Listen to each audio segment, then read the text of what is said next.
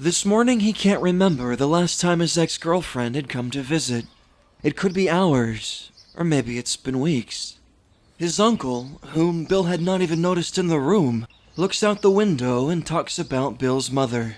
Then he says, "It's too bad people don't say how they feel until it's already too late." And then he says nothing.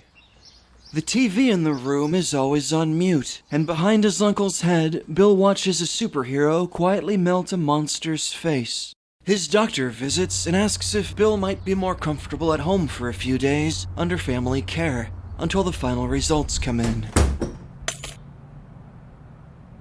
A neighbor must have put these groceries in his apartment for him, which was a very nice gesture.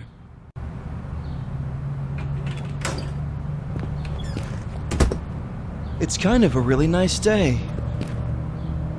He decides to walk around the block. On the side of the road, he sees a woman's tennis shoe filled with leaves, and it fills him with inexplicable sadness. He walks down his side street, alongside the bridge past the farmer's market, and back up the main thoroughfare.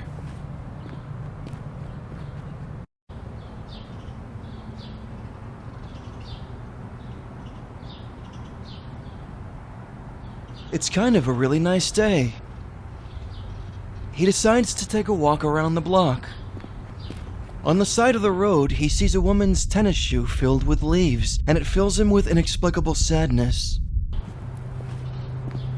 He walks down his side street, alongside the bridge, past the farmer's market, and back up the main thoroughfare.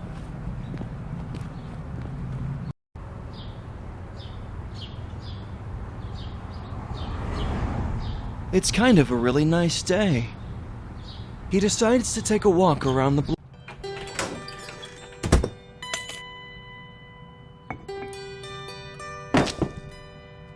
That hand is dropping everything.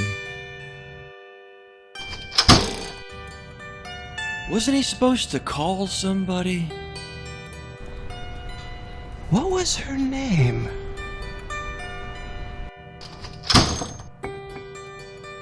What in the hell is wrong with this mug? Does he really need this much food? There's a doctor on his answering machine. Has he been sick? A doctor carefully explains test results with him. He goes over numbers and information that Bill doesn't understand and reiterates things that Bill doesn't remember. He's momentarily quiet, and then tells Bill he doesn't have very long to live.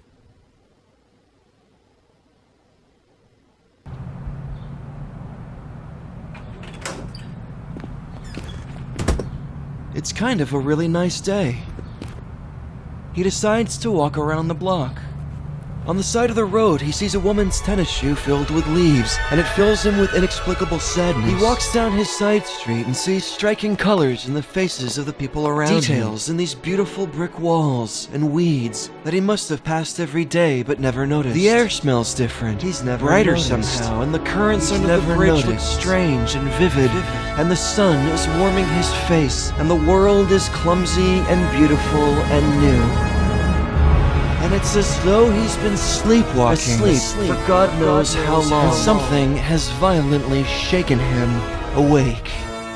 His bath mats are gorgeous. The grain patterns in his cheap wood cabinets vibrate something deep within him.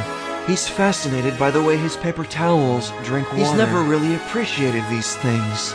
All this detail, he's never noticed. Detail. He's alive. He's never noticed. He's alive. He's alive. He's alive. He's never noticed. He's alive. The stars rattle him to the core. How these lights have traveled for tens of millions of years to reach him. How somewhere far away our own sun looks just like one of these. How many of the stars no longer even exist, but whose ancient light is just reaching him now. An impression from a ghost, an amazing infinite time machine every night above his head that he's ignored for most of his life. He wants to stop people in the street and say, "Isn't this amazing? Isn't everything amazing?